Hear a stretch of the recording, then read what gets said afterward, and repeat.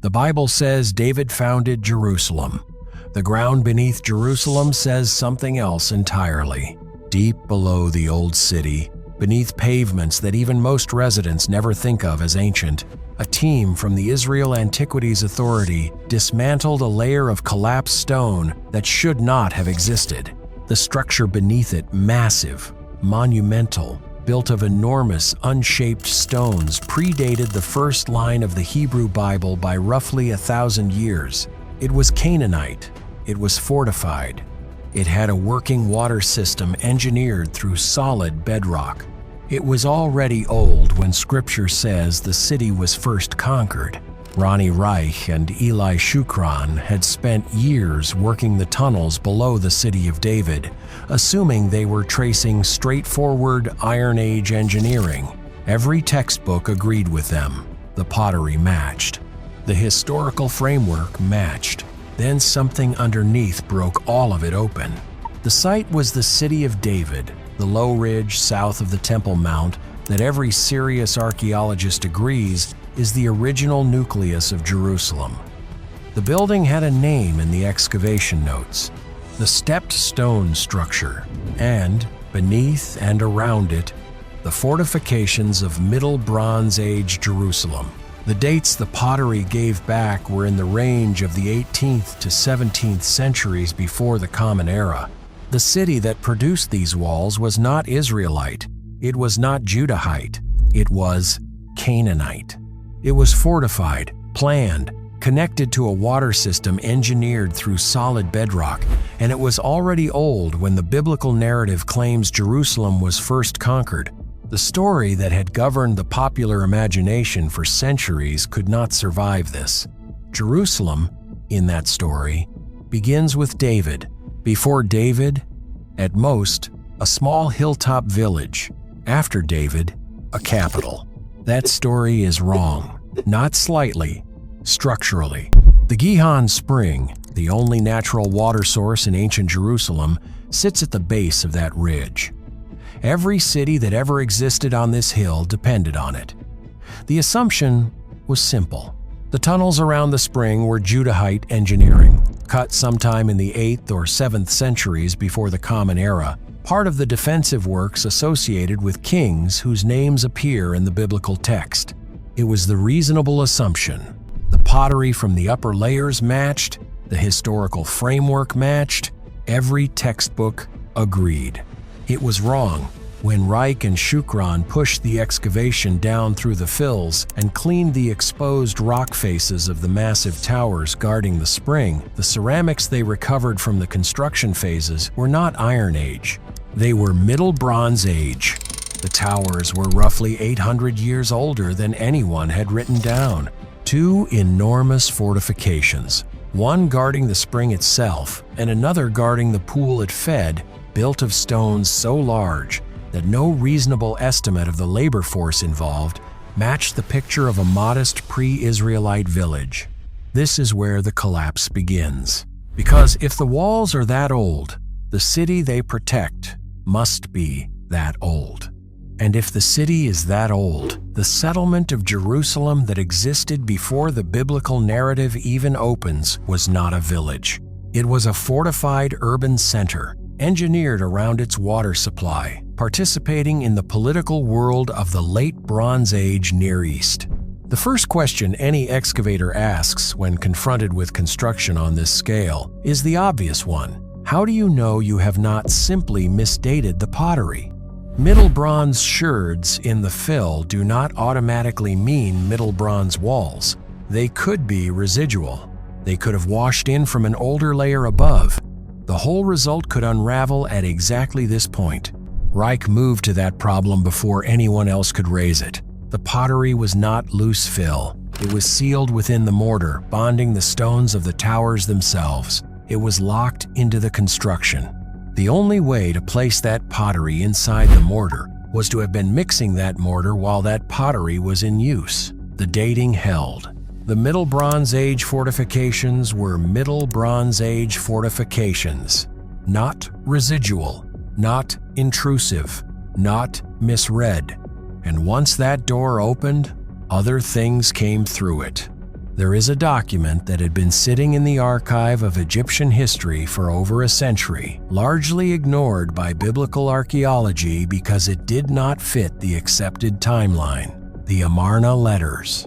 Roughly 380 clay tablets recovered at Tel El Amarna in Egypt, the abandoned capital of the pharaoh Akhenaten, dating to the 14th century before the Common Era. Diplomatic correspondence, written in Akkadian, sent to the Egyptian court by the rulers of the Canaanite city-states under Egyptian administration. 6 of those letters are signed by a man named Abdi Heba. He identifies himself as the ruler of Jerusalem. The city he rules is Jerusalem. He writes to his overlord in Egypt, complaining about neighboring rulers, requesting archers, negotiating military support, and administering territory. He is not a village chief. He is a functioning member of the late Bronze Age diplomatic system, corresponding with the most powerful court on earth in the language of Mesopotamian administration. The expectation had been that pre-Israelite Jerusalem, if it existed at all as more than a hamlet, would be politically invisible, marginal, off the map of the great powers. It was on the map. It was writing to Egypt in cuneiform. The reasonable objection here is the one specialists raised for decades. Perhaps Abdi Heba's Jerusalem was somewhere else. Perhaps the name shifted. Perhaps the archaeology of the city of David Ridge did not support a settlement large enough to have generated such correspondence. That was the escape hatch that kept the older model alive. The Middle Bronze fortifications closed the hatch. If a city was large enough to build the towers Reich excavated, it was large enough to have a ruler who wrote to Pharaoh. The letters and the walls, separated for a century in the scholarly literature, now describe the same place: a Canaanite Jerusalem, fortified, administratively literate, embedded in the international system of the late Bronze Age. Roughly 400 years before David, beneath this recognition, another one has begun to move. The engineering around the Gihon Spring is not simple. To understand what pre-Israelite Jerusalem actually did with its water, one has to accept that its builders solved a hydraulic problem that would have taxed engineers 1,000 years later. The spring emerges at the base of the eastern slope, outside any defensible wall. In wartime, a city cut off from its water dies within days. The Middle Bronze Age builders responded by cutting a rock-hewn pool inside the fortification line, connecting it to the spring through a shaft and channel system, and enclosing the entire apparatus in the massive towers that Reich exposed. The people who did this were not experimenting. The system worked. It worked for centuries. It was in continuous use, in various modified forms, from the Middle Bronze Age through the end of the Iron Age. That is a span of roughly 1,300 years, longer than the entire distance between the fall of the Western Roman Empire and today. A single piece of infrastructure, sustained by successive populations of the same hill, across the rise and fall of empires around it. This is the point where the standard narrative breaks entirely. Because the standard narrative assumes that sophisticated Jerusalem begins with the biblical monarchy, what the evidence now shows is that sophisticated Jerusalem was already there, and the biblical monarchy inherited it. Homo sapiens has not changed as a species in tens of thousands of years. The people cutting shafts through bedrock in the 17th century before the Common Era were operating with the same cognitive equipment as the engineers who would centuries later expand the same water system. There is no primitive draft. There is only accumulated technique, passed hand to hand, one generation of masons teaching the next, on the same ridge, using the same spring, refining the same solutions. Once the equivalence is accepted, the rest of what has been recovered from pre-biblical Jerusalem stops being surprising. There is, for example, the question of who lived there. Excavations across the ridge have recovered scarabs of Egyptian type, imported pottery from Cyprus, weights consistent with Mesopotamian standards, and cylinder seals in styles borrowed from further east. This was not a closed inland village. This was a hub. Small by the standards of Babylon or Memphis, but plugged into the same trade networks, receiving the same imports, participating in the same material culture as every other Canaanite city-state of its period. The population was not ethnically Israelite. The material culture is Canaanite through and through. Cultic objects recovered from Middle and Late Bronze layers include figurines of goddesses associated with the wider Canaanite pantheon, household shrines, standing stones. The religious world of pre-biblical Jerusalem is the religious world that later biblical texts will spend centuries condemning. That is not a coincidence. The condemnation exists because the practice existed first on this hill for a very long time. At approximately 70% of the way through the story the excavators are now telling, the picture complicates in a way that no popular retelling has yet absorbed. In deposits associated with the Late Bronze Age city, in and around cultic areas, excavators across the southern Levant, including sites contemporary with Jerusalem, have recovered the physical evidence of practices that the biblical text later denounces in unusually forceful language. Infant burials in domestic contexts, foundation deposits involving human remains.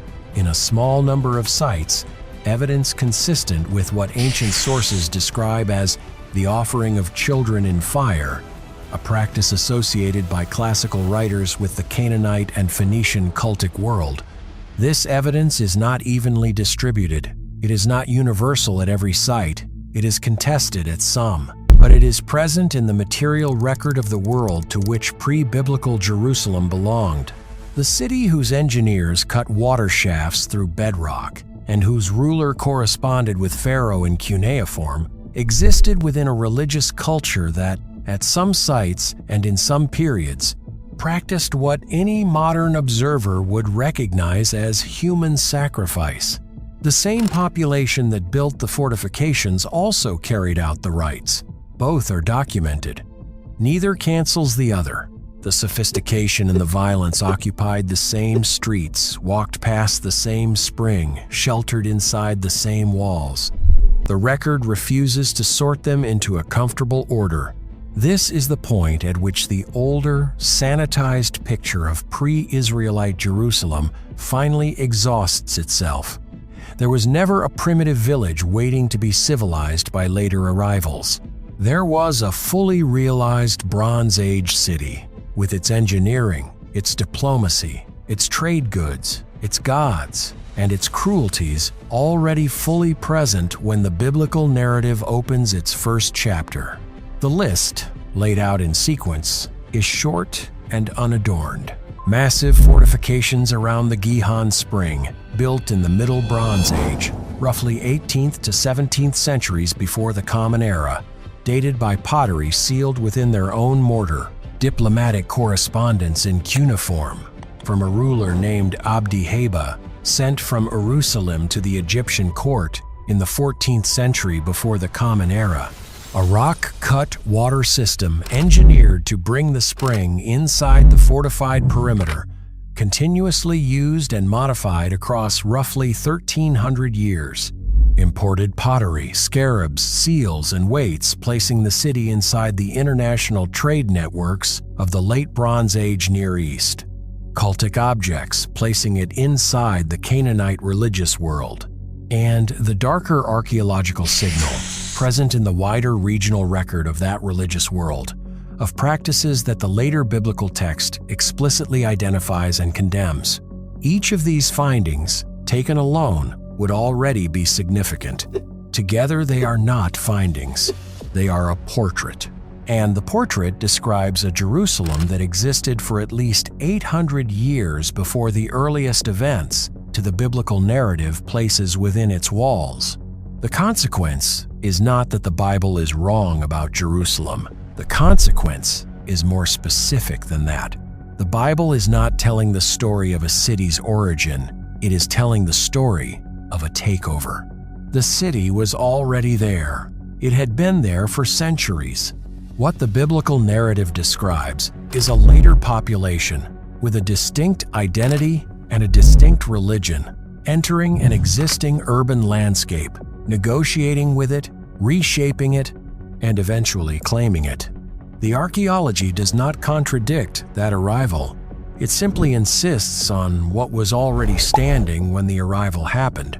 This is the shift that a generation of Israeli and international archaeologists working under peer review and publishing in journals subject to intense scrutiny has been documenting for the last 30 years.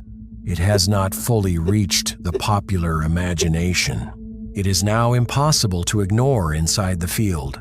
What the discovery opens, it does not close. Nothing recovered so far tells us what language the residents of Middle Bronze Jerusalem spoke to each other in the street, as opposed to the diplomatic Akkadian they used in their correspondence. Nothing tells us the name of the ruler who commissioned the towers around the Gihon Spring, or how long his dynasty lasted, or who overthrew it. Nothing tells us the full extent of the late Bronze Age city, because the modern city sits directly on top of it and cannot be moved. Nothing tells us, in any detail, how the population of pre-Israelite Jerusalem experienced the transition into whatever came next, or whether they experienced it as a transition at all. The work is not finished. The excavations continue. Every new season of digging on the ridge below the Temple Mount adjusts, sometimes gently and sometimes not, the picture that had been assumed to be settled. The methodology has changed in the process. Questions that once could not be asked, because the framework did not permit them, can now be asked. Whether the biblical narrative describes a founding or an arrival is one such question. Whether the sophistication of Judahite Jerusalem was an inheritance rather than an invention is another. Whether the religious reforms described in later biblical books were reactions against practices that had continuous physical presence on the same ridge for 1,000 years is a third. None of these questions have final answers. All of them are now legitimate. At the base of the eastern slope of the city of David, the Gihon Spring still runs. It has run continuously through every population that has ever lived on the hill above it. The Canaanite engineers who first cut the shafts around it did not know that their walls would be exposed by an Israeli archaeologist 36 centuries later. The ruler who signed his letters Abdiheba did not know that his tablets would be found in an Egyptian ruin, read by scholars whose language he could not have imagined, and used to reconstruct a version of his city he would not have recognized as the one being described in his absence. The infants buried in domestic foundations did not know that their small bones would become evidence in a debate about religion. The masons who lifted stones the size of small rooms into position at the top of the ridge did not know that their labor would eventually pass beneath the feet of tourists who assumed the walls were medieval. They were not a preface to a later story. They were the story that was already happening. They lived in a city that already had a name, a ruler, a water system, a religion, a foreign policy, and a place in the international system of its age. The Bible arrives inside that city, several centuries after it is already old. Jerusalem before the Bible was not a hint of what Jerusalem would become. It was already Jerusalem, different in religion, different in politics, different in what it worshipped and what it feared, but continuous in the hard facts of stone and water and location. The same hill, the same spring, the same walls, still standing in fragments beneath the pavements of a city that has never stopped being lived in. Don't miss the next video either. It's just as fascinating, and it's waiting for you right now.